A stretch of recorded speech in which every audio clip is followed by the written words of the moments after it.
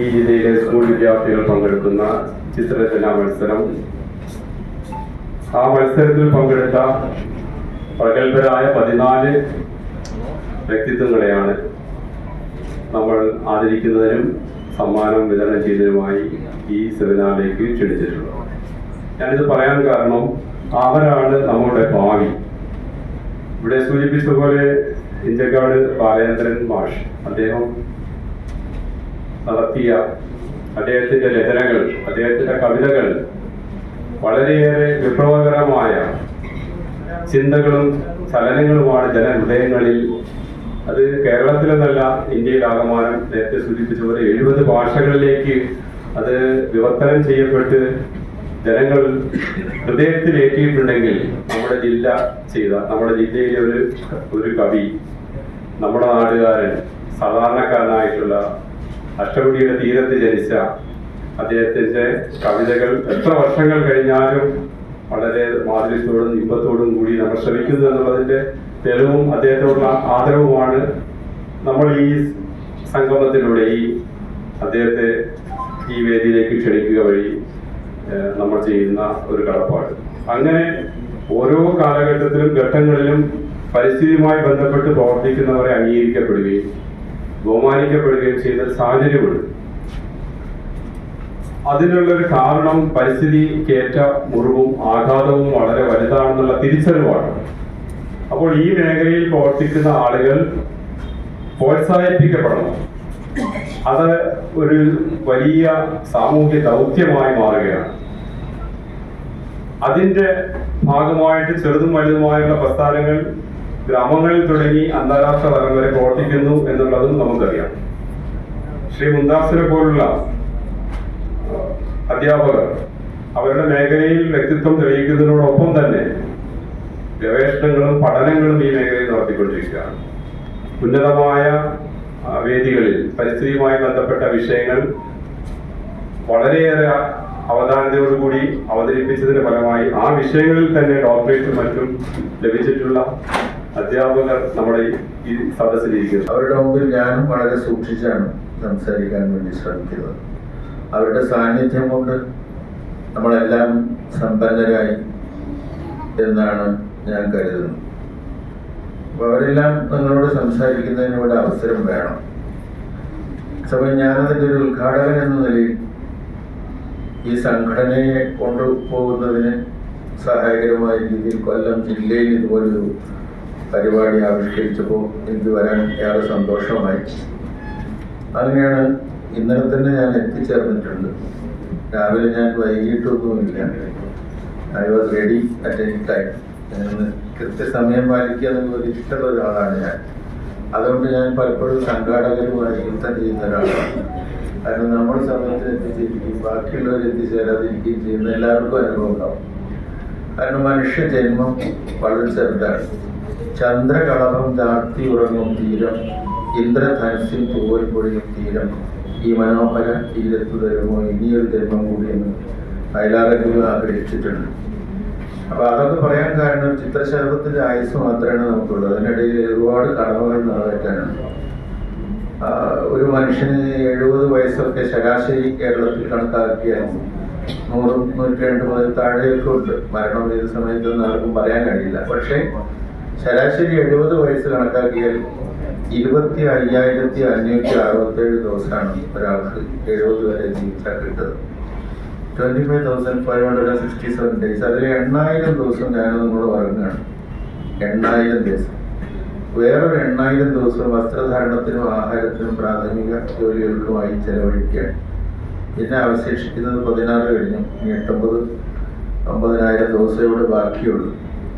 അതിനകത്ത് തന്നെ നമ്മുടെ ഈ വളരെ കുഞ്ഞായിരുന്ന കാലമുണ്ട്. അന്നൊരു ഇന്നസെൻസിൻ്റെ കാലമാണ്.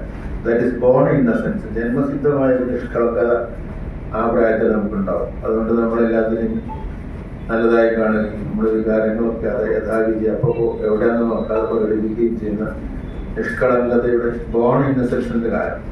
പിന്നെ നമ്മുടെയൊക്കെ പ്രായം ചെന്ന ഒരവസ്ഥയിൽ എത്തിക്കഴിയുമ്പോൾ നമുക്ക് അപ്പോൾ ഒരു ഇന്നസെൻസ് കൈവരും. അതിനിടയ്ക്കുള്ള കാലമാണ് കൗശലത്തിൻ്റെ കാലം. അന്നാണ് ഈ പരിസ്ഥിതി നാശമൊക്കെ ഉണ്ടാക്കാൻ. അത് കഴിഞ്ഞൊരു 60-70 വയസ്സ് ഒക്കെ വയസ്സായി കഴിയുമ്പോൾ നമുക്ക് ഒരു ഇന്നസെൻസ് വരും. അതൊരു എക്വയർഡ് ഇന്നസെൻസ് ആണ്, ആർജിത നിഷ്കളങ്കത എന്നാണ്. കുറെ ഇന്നസെന്റായി ജീവിച്ചു, പിന്നെ കുറെ കൗശലങ്ങളും തോന്നിവാസങ്ങളൊക്കെ കാണിച്ച് കിട്ടാവുന്നതൊക്കെ വാരി വരച്ച് നശിപ്പിച്ച് ആർത്തിയും ദുരയും കുശുമ്പും അസൂയൊക്കെയുള്ള കാലം കഴിഞ്ഞിട്ട് ഒരു ഇരുത്തം വരും. അപ്പോഴും ഒരു ഇന്നസെന്റ് ആവും. അന്ന് മുസ്ലിം ആണെങ്കിൽ പള്ളി കമ്മിറ്റി പ്രസിഡന്റ് ആവും, ഹിന്ദു ആണെങ്കിൽ ക്ഷേത്രത്തിൽ പോകാൻ തുടങ്ങും. അങ്ങനെ ഒരു ദൈവവികാരം ഉണ്ടാവും, മരണത്തെ ഭയം ഉണ്ടാവും. ആ ഒരു സമയമാകുമ്പോൾ ഒന്നുകൂടി നിഷ്കളങ്കരാകും. ആ നിഷ്കളങ്കത ആർജിതമായ നിഷ്കളങ്കത. അത് ഞാൻ പറഞ്ഞ അത്ര ചെറിയൊരു ലൈഫാണ്. അതിനിടയിൽ നമുക്ക് കലഹിക്കാനും കുഴപ്പമുണ്ടാക്കാനൊന്നും സമയമില്ല, പരിസ്ഥിതിയെ നശിപ്പിക്കാനൊന്നും സമയമില്ല. അതൊക്കെ വളരെ വലിയ തലമുറകളോട് ചെയ്യുന്ന ദ്രോഹമാണ്. കൂടെയില്ല പിറക്കുന്ന നേരത്തും കൂടെയില്ല മരിക്കുന്ന നേരത്തും മധ്യേ ഇങ്ങനെ കാണുന്ന നേരത്ത് മത്സരിക്കുന്നത് എന്തിനു നാം പ്രധാൻ എന്ന് പൂന്താനം നമ്പൂതിരി ജ്ഞാനപ്പാനയിൽ പാടിയത് നമ്മുടെ രാജ്യത്ത് അങ്ങാടിപ്പുറത്തു നിന്നാണ്. അപ്പോൾ ഒറ്റയ്ക്ക് ജനിക്കുകയും ഒറ്റയ്ക്ക് മരിക്കുകയും ചെയ്യുന്ന മനുഷ്യർ ഇടവേളകളിൽ കണ്ടുമുട്ടുമ്പോൾ എന്തിനാണ് കലഹിക്കുന്നതെന്ന് ചോദ്യമാണ് ന്യായമായ ചോദ്യം. അതുകൊണ്ട് നമ്മൾ കലഹിക്കാതിരുന്നാൽ, നമ്മൾ മറ്റുള്ളവരെ ദ്രോഹിക്കാതിരുന്നാൽ, പ്രകൃതിയോടും മനുഷ്യരോടും ഇതര ജീവജാലങ്ങളോടും ഒരു സഹകരണാത്മകമായ മനോഭാവത്തിൽ പരസ്പരം സ്നേഹിച്ചും സഹകരിച്ചും വിട്ടുവീഴ്ച ചെയ്തും ജീവിക്കണം എന്നാണ് പരിസ്ഥിതി പ്രവർത്തകരുടെയും ആവശ്യം. പ്രകൃതിയെ സംരക്ഷിക്കണം. അപ്പൊ ഇതിന് ഒരുപാട് സംഗതികൾ ഇപ്പോൾ ഉണ്ട്. ഇപ്പോൾ ഈ കൊല്ലം ജില്ലയാണെങ്കിൽ വളരെ വളരെ ചരിത്ര പ്രസിദ്ധമായ ആയിരക്കണക്കിന് വർഷങ്ങൾക്ക് മുമ്പേ ജനവാസമുള്ള ഒരു പ്രദേശമാണ്. സാംസ്കാരികമായ ഉന്നതിയുള്ള ധാരാളം ലോകത്തിൻ്റെ നാനാഭാഗത്തുള്ള മനുഷ്യർ വന്നിട്ട് പോയ വലിയൊരു ചരിത്രം ഉറങ്ങിക്കിടക്കുന്ന പ്രദേശമാണ് കൊല്ലം. ഇവിടെ അഷ്ടമുടി കായലിനെ കുറിച്ച് പറഞ്ഞപ്പോൾ, അതുപോലെ ശാസ്താംകോട്ട കായലിനെ കുറിച്ച്, വേമ്പനാട്ട് കായലിനെ കുറിച്ചൊക്കെ നമ്മൾ പറയാറുണ്ട്. ജലസ്രോതസ്സുകളെ സംരക്ഷിക്കുന്നതിന് വേണ്ടി ഐക്യരാഷ്ട്രസഭ നടത്തിയ ലോക ജല സമ്മേളനത്തിൽ ഉച്ചകോടിയിൽ സംരക്ഷിക്കപ്പെടേണ്ട ജലസ്രോതസ്സുകളിൽ ഐക്യരാഷ്ട്രസഭ തന്നെ അംഗീകരിച്ച 3 സൈറ്റുകളാണ് രാംസർ സൈറ്റ് എന്നറിയപ്പെടുന്നത്. രാംസർ എന്ന് പറയുന്ന സ്ഥലത്ത് നടന്ന ഉച്ചകോടിയാണ്. അവിടെ വെച്ച് സംരക്ഷിക്കപ്പെടേണ്ട ജലസ്രോതസ്സുകളിൽ 3 വേമ്പനാട്ട് കായലും അഷ്ടമുടി ശാസ്താംകോട്ടയും കണക്കാക്കിയിട്ടുണ്ട്. ഞാൻ കൊല്ലത്ത് വേറെ ചില സമ്മേളനങ്ങൾക്കും റോട്ടറി ക്ലബിൻ്റെ ഇതിനൊക്കെ വന്നിട്ടുണ്ട്. അവരോട് ഞാൻ അതിനെക്കുറിച്ചൊക്കെ ചോദിച്ചിട്ടുണ്ട്. എല്ലാവരും അതിനെക്കുറിച്ചൊന്നും അത്ര അവെയറല്ല. വേമ്പനാട്ട് കായൽ എന്ന് പറഞ്ഞാൽ അനേകം നദികൾ, ഏതാണ്ട് 10 നദികളെങ്കിലും വന്നു ചേരുന്നത് അതിലാണ്. പശ്ചിമഘട്ടത്തിൽ നിന്ന് ആരംഭിച്ച് ഇതിൽ വന്ന് ചേരുന്നതാണ്. 4-5 ജില്ലകളിൽ ഉള്ള ബന്ധമുള്ള ഒരു കായലാണ്, വലിയതാണ്. അത് കഴിഞ്ഞാൽ പിന്നെ ശാസ്താംകോട്ടി അഷ്ടമുടിയാണ്. ഇത് 3ഉം ഇന്ന് മലിനമായിക്കൊണ്ടിരിക്കുന്നു. കയ്യേറിയിട്ട് അതിൻ്റെ ചുറ്റുപാടുകളും കായലിൻ്റെ ഭാഗത്തും റിസോർട്ടുകൾ വെച്ചുപിടിപ്പിക്കുന്നു. മനുഷ്യ മാലിന്യം കൊണ്ടത് പലതരത്തിലും മലിനമായിക്കൊണ്ടിരിക്കുന്നു. ഇങ്ങനെ ഒരുപാട് ഇഷ്യൂസ് ഉണ്ട്. അതൊന്നും നമുക്ക് പറയാൻ സമയമില്ല. അപ്പോൾ ലോകം തന്നെ സംരക്ഷിക്കുവാൻ വേണ്ടി തീരുമാനിച്ചിട്ടുള്ള ഒരു കായലിൻ്റെ തീരത്തും ചുറ്റുപാടുമാണ് നമ്മൾ താമസിക്കുന്നത്. ഗ്ലേഷ്യസ് ആയിട്ട് കിടക്കുകയാണ് വെള്ളം, ബാക്കി അധിക ഭാഗം കടലായിട്ട് കിടക്കുക. ആകെയുള്ള ജലത്തിന്റെ 1% നമുക്ക് കുടിക്കാനും മറ്റാവശ്യങ്ങൾക്ക് കൂടും. ആ 1% നമ്മൾ മലിനമാക്കരുത്. ആ 1%. അതുകൊണ്ട് ജല സംരക്ഷണം വളരെ പ്രധാനപ്പെട്ടതാണ്. ഇന്ന് നമ്മളുടെ ജീവിതത്തിൽ നമ്മൾ പഴയതെല്ലാം ശരിയാണ്, പുതിയതെല്ലാം മോശമാണെന്നുള്ള വാദം എനിക്കില്ല. നന്മയും തിന്മയും അന്നുണ്ട് ഇന്നുമുണ്ട്. ഇല്ലേ, നമ്മളിപ്പോൾ പണ്ടൊക്കെ ഒരു പാത്രത്തിൽ വെള്ളം എടുത്താണ് നമ്മൾ കൈകാലുകൾ കഴിയുന്നത്. നമസ്കരിക്കുമ്പോൾ ശുദ്ധി ഒക്കെ വരുത്തി ഇച്ചിരി വെള്ളം ചിലവാകും.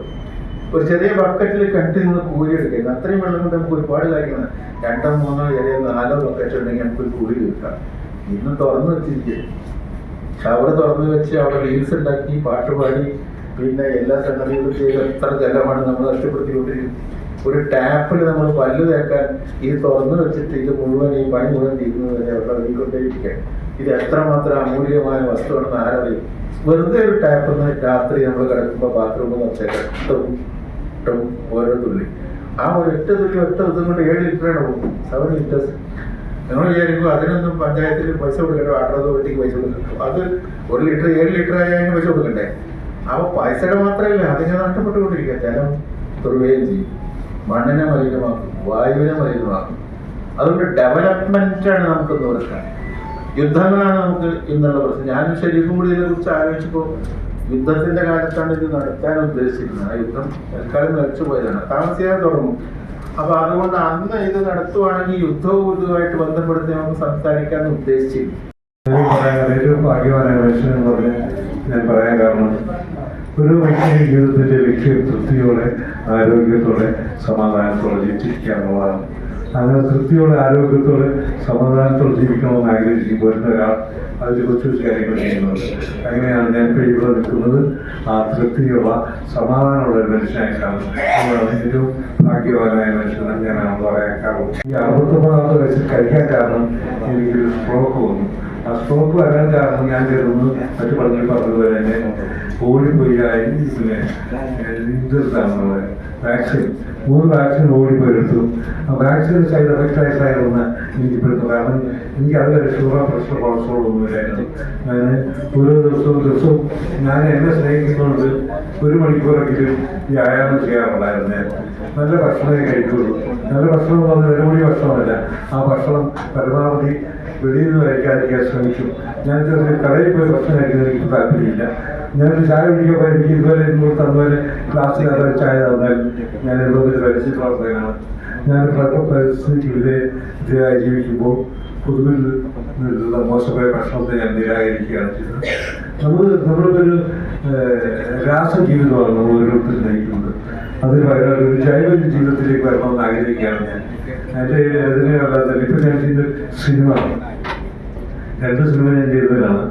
നാട്ടുകാരെ കാണിക്കാൻ സംവിധാനം സമ്മതിച്ചില്ല. എന്നാലും സ്കൂളുകളിൽ ഒരു 73 സ്കൂളുകളിൽ ഞാൻ അത് ചെയ്ത കഥ പറയും മുത്തച്ഛൻ എന്ന് പറഞ്ഞ സിനിമ കാണിച്ചു. അത് മാനുഷിക മൂല്യങ്ങൾ ഊന്നിയുള്ളതാണ് വിദ്യാഭ്യാസം എന്നതായിരുന്നു അതിൻ്റെ തീം. ഈ അഷ്ടപടിക്കാരെ സംബന്ധിച്ച് നടത്തിക്കണ്ടിട്ടില്ല. ചില സംരക്ഷണ സമിതികൾ ചില സമരങ്ങളൊക്കെ നടത്തി വാർത്തകൾ വന്നിട്ടുണ്ട്. പക്ഷേ ശക്തരായ യുവജന സംഘടനകൾ പോലും ഇതിലൊരു ഇടപെടൽ നടത്തി കണ്ടില്ല. അങ്ങനെയാണ് ഞാൻ 2018 ഒരു കേസുമായി ലീഗൽ സർവീസ് അതോറിറ്റിയിൽ പോകുന്നത്.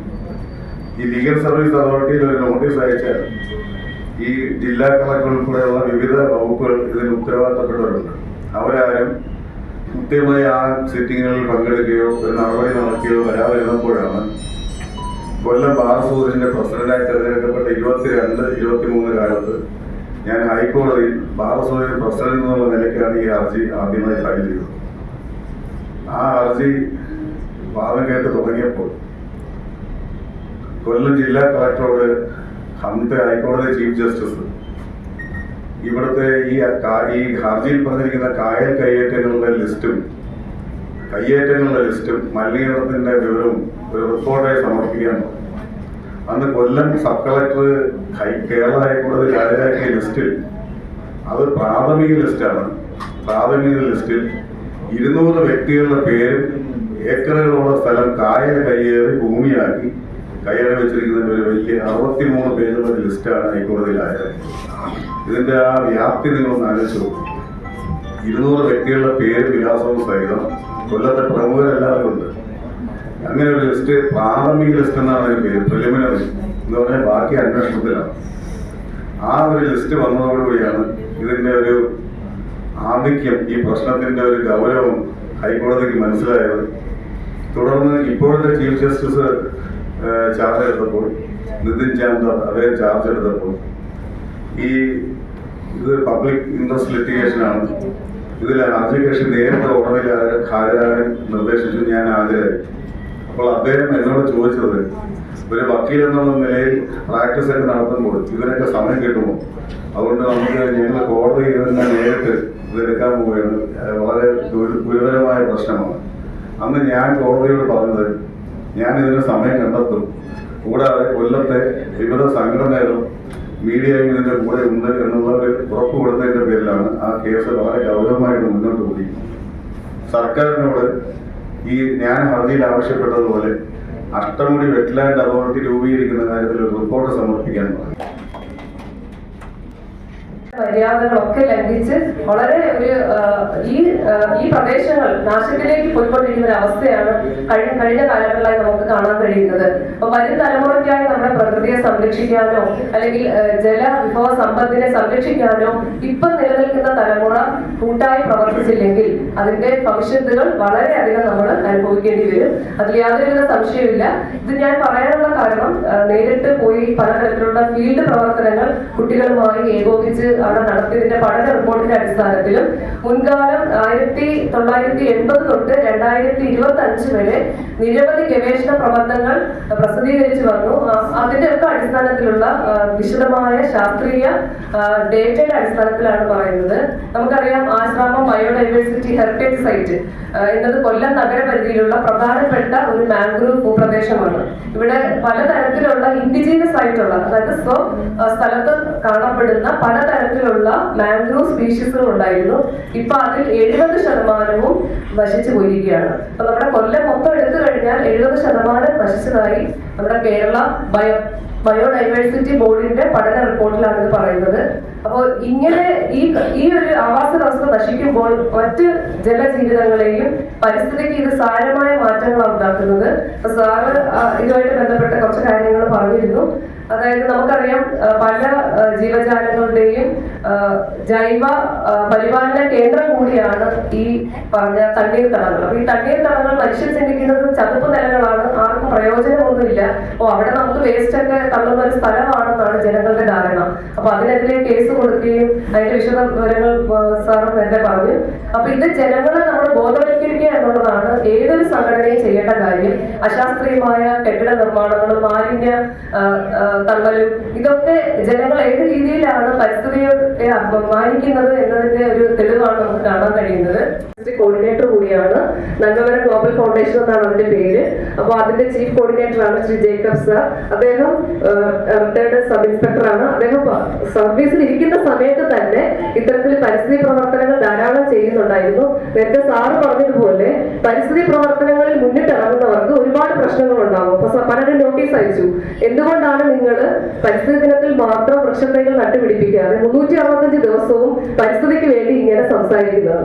അപ്പൊ നമ്മൾ നമ്മുടെ ജീവിതത്തിൽ നിത്യേന എല്ലാ ദിവസവും നമ്മൾ ശ്വാസവായു എടുക്കുന്നത് പോലെ തന്നെ പരിസ്ഥിതിയുടെ പ്രാധാന്യത്തെ കുറിച്ച് നമ്മൾ ഓരോരുത്തരും ചിന്തിക്കണം. അല്ലാത്ത പക്ഷം നാളെ ഈ ഭൂമിയിൽ നമുക്ക് വാസയോഗ്യമല്ല, നമുക്കല്ല വരും തലമുറയ്ക്ക്. നമുക്ക് മുന്നേ കഴിഞ്ഞു പോയവർ പ്രകൃതിയെ അതിന്റെ നല്ല രീതിയിൽ നമുക്ക് കൈമാറിയത് കൊണ്ടാണ് നമുക്ക് ഇന്ന് ഇവിടെ വസിക്കാൻ കഴിയുന്നത്.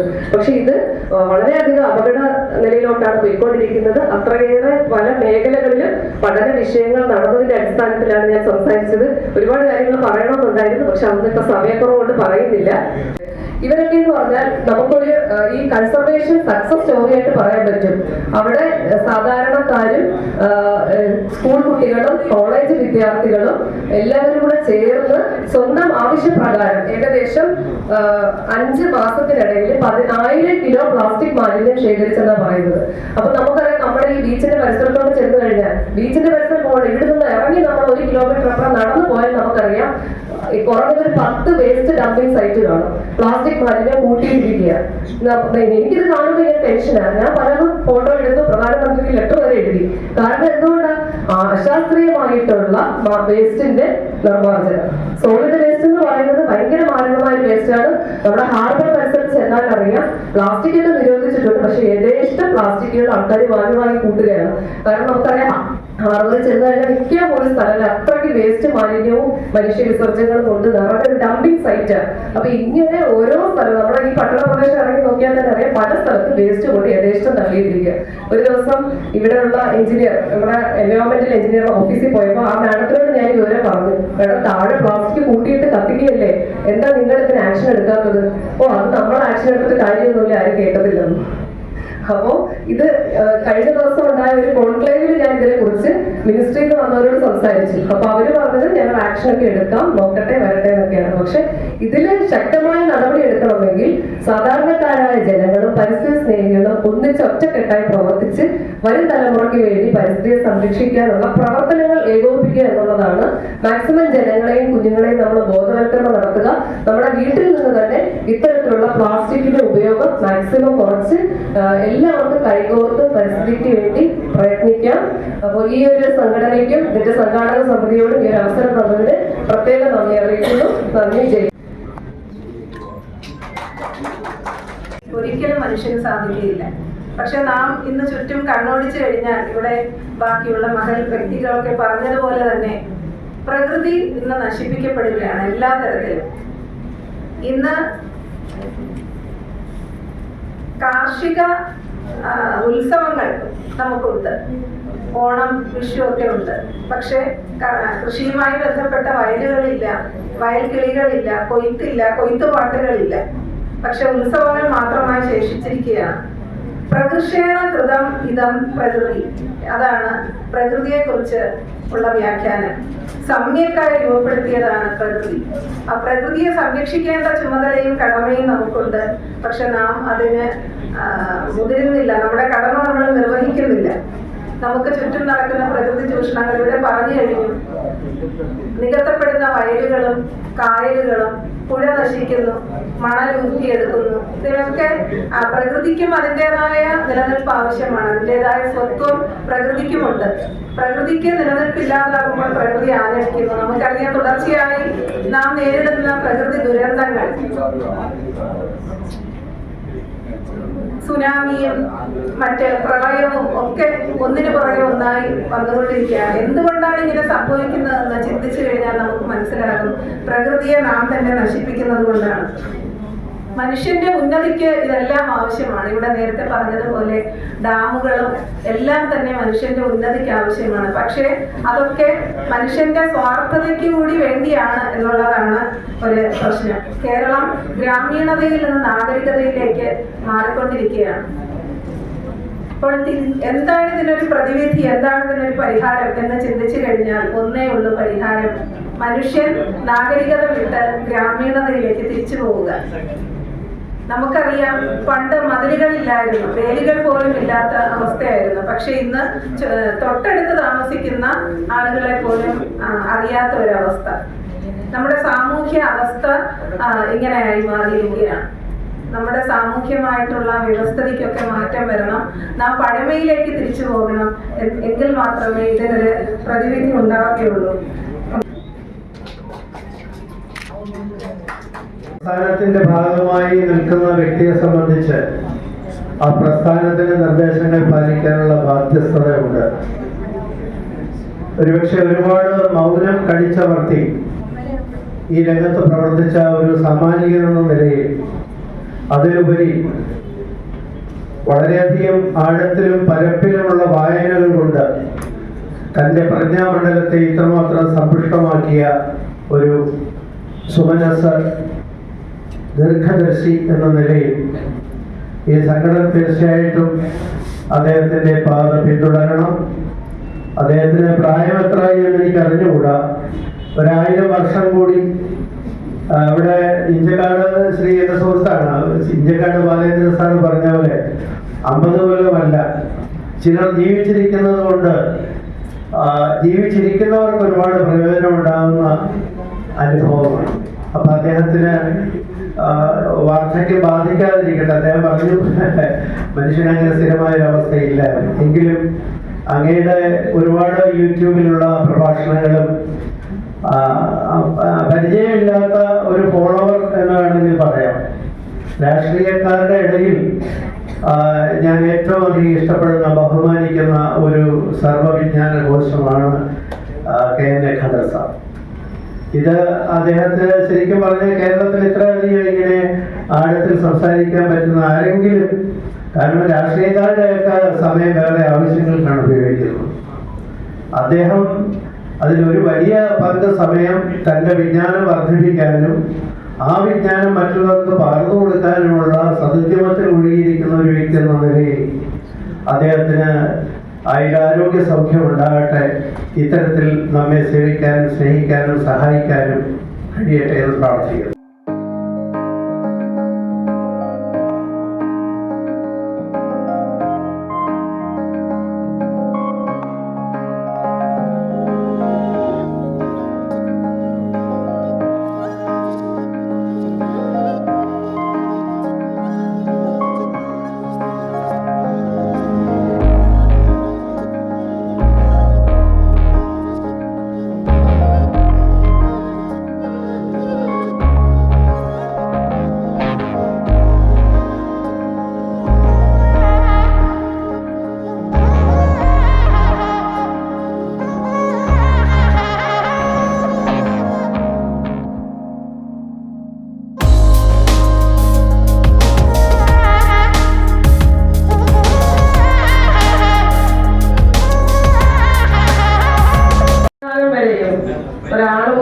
കഴിഞ്ഞിട്ട് പോകാതെ വളരെ നല്ല മനസ്സോടിരുന്ന എൻ്റെ കുട്ടികൾക്ക് ആദ്യമായി നന്ദി പറയാൻ ഞാൻ ആഗ്രഹിക്കുകയാണ്. അവരാണ് നാളെ നമ്മുടെ ഇവിടുത്തെ എന്തായി ഏതായി തീരണമെന്ന് ആഗ്രഹിക്കുന്നത്. അതുപോലെ തന്നെ പരിസ്ഥിതിയെ കുറിച്ചൊക്കെ വളരെ നല്ല രീതിയിലൂടെ പ്രതിപാദിച്ച് അവർ കേട്ട് കാണുമെന്ന് നമ്മൾ കരുതുന്നു. അതുപോലൊക്കെ തന്നെ ഏകദേശം എല്ലാം ഇല്ലെങ്കിൽ പോലും ഒരുവിധമൊക്കെ അവരുടെ കയ്യിലാണ് നമ്മളെ പരിസ്ഥിതി കാര്യങ്ങളൊക്കെ മുന്നിലേക്ക് കൊണ്ടുവരുന്നത്. നമ്മുടെയൊക്കെ ഞങ്ങളെപ്പോഴുള്ള നേരത്തെ മുന്നോട്ടുകൾ ചെയ്തു വെച്ചതിന്റെ കാര്യങ്ങളൊക്കെയാണ് നമ്മളുടെ നേരത്തെ മുന്താസ് അവതരിപ്പിച്ചതുപോലെ അതൊക്കെ നമ്മൾ നേരിട്ട് കഴിഞ്ഞു. ഇനിയും വരും തലമുറ അവരാണ് നമ്മുടെ പരിസ്ഥിതി എങ്ങനെ കൊണ്ടുപോകണം എന്നതിനെ കുറിച്ച് ആലോചിച്ച് പെരുമാറിക്കൊണ്ടിരിക്കേണ്ടത്. അതൊക്കെ നല്ല രീതിയിലൊക്കെ മാത്രം ആ അവസരത്തിൽ പറഞ്ഞുകൊണ്ട് ഈ വൈകിയ വേളയിൽ പ്രത്യേകിച്ച് ഓരോരുത്തർക്കായി നന്ദി പറയാൻ ആഗ്രഹിക്കുന്നില്ല. എല്ലാവർക്കും വന്ന സമയബന്ധിതമായി എത്തിച്ചേർന്നതും നമ്മളെ കറക്റ്റ് സമയത്തിന് മുന്നേ തന്നെ എത്തിച്ച് വളരെ ക്ഷമയോടുകൂടി കാത്തിരുന്ന എല്ലാവർക്കും എന്റെയും ഈ പരിസ്ഥിതി സംഘാടനത്തിന്റെ പേരിൽ നന്ദി അർപ്പിച്ചുകൊണ്ട് നിർത്തുന്നു. ജയ് ഹിന്ദ്.